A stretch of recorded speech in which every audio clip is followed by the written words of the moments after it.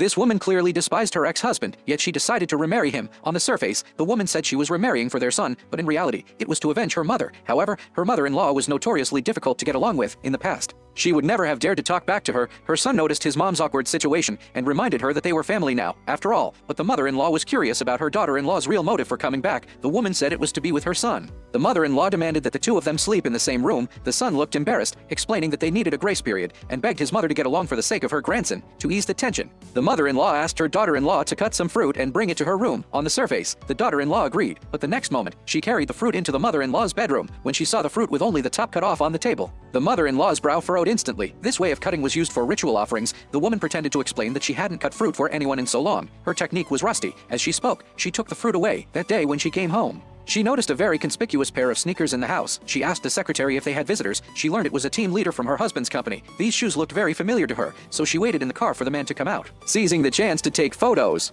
she deliberately called out to the man, wanting to confirm whether he recognized her. Sure enough, the man called her young madam. She pretended to ask the team leader to work hard for the company. After returning home, she compared the video of her mother being taken away with the photos of the shoes shed taken today. She discovered this person was the taxi driver who had disappeared long ago, so she used her identity as the young madam to arrange a meeting with the driver. She deliberately had him identify the person in the surveillance footage, but the man flatly denied it. The next day, the driver immediately told the young master that his wife had never given up searching for the cause of her mother's death. The driver's goal was simple: get 2 billion and leave. The young master told him to prepare tickets to go abroad and promised cash the next day. That day, while he was waiting at a red light, a car directly rear-ended him. He got out to demand an explanation, but unexpectedly, the other party checked him for injuries and then directly kidnapped him. He wanted to resist, but it was too late. What he didn't know was that they were actually trying to save him.